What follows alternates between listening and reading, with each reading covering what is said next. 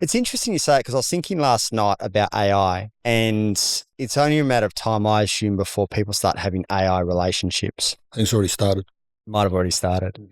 But through the lens of that, and it's interesting what you said because it lines up with what I was thinking, there's going to be a whole segment or subsection of humans that don't have to develop any skills because they'll just have agreeable AI girlfriends or boyfriends or whatever, and they actually don't have to develop as a human. So that for me is scary.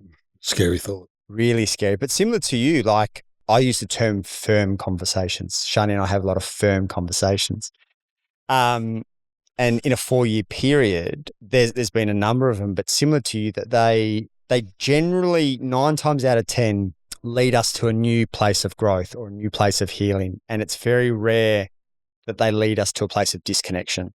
And that's the skill, that's the art, because in those moments of conflict, you could go one of two ways. You go avoidant, you say things that you regret that you can't take back, and you end up, in some kind of repair that's required, or you just lead yourself and your partner to a deeper place of understanding, unity, healing, off the back of that. And yeah, I mean, that feels like it's an art that Shani's taught me a lot about. You obviously know her really well, as probably the most heart-centered person that I've ever met.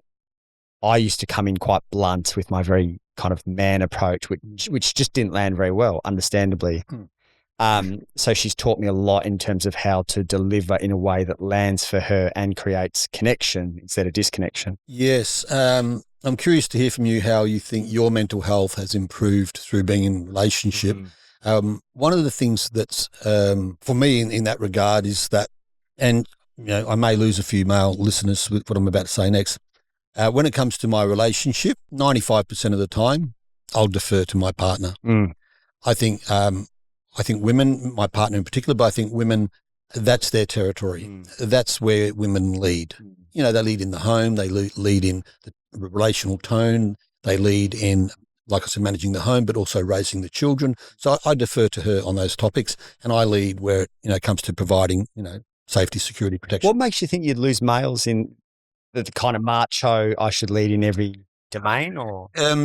Just deferring to my partner when it comes to relationship issues. Like I coach couples, I'm actually a relationship coach, but I've learnt more about relating in the last 5 years from my partner than what I've learnt from books or experience or whatever. And so I've learned to trust that when it comes to relational issues, to get out of my own way and let her lead. And in that way, I think my mental health has improved. And also in that way, I'm not responsible for everything. I also don't get to coach my partner. We have that agreement. Yeah, I've had to learn the hard way, that one as well. Yeah, absolutely. Yeah. And so my mental health is better because, one, I don't feel like I'm responsible for everything. 2, I've got someone who I can trust and rely on to set the relational tone, and it works. And so there's less conflict in our relationship, which means less mental health issues. That doesn't say, I don't get stressed sometimes, because I do, and I think we all do. So that kind of flies in the face, I guess, of what Joe Dispenza's saying. So I think my mental health's improved. How do you think your mental health has improved through relationship? Shani super well, but for those that don't, it'd be very hard to spend as much time as I do with someone who lives from a place of love and light the way that she does and not be better for it. Right. And one of the most impressive things about Shani is the deep embodiment of the feminine. And it's in her radiance, it's in her presence, it's in her joy, it's in her love, it's in her light that is more motivating than anything she could do in trying to force me to step up or show up.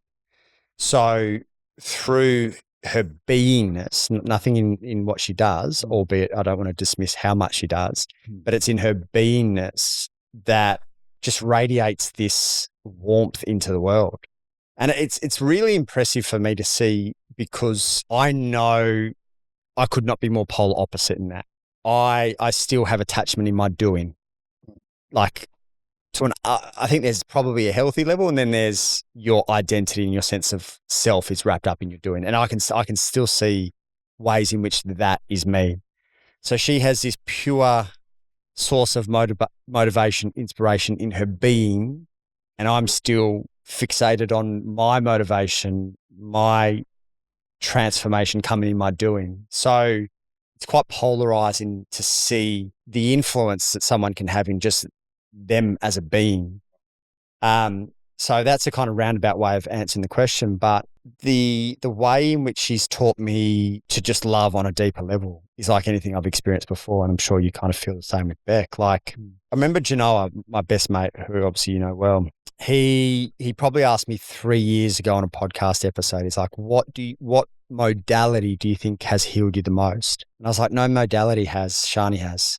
In just the way that she's loved me has healed in well beyond any modality, anything I've done. So the transformation that's available just through love, through being is, I think in a world that's fixated on the doing and the masculine is underrated. Yeah.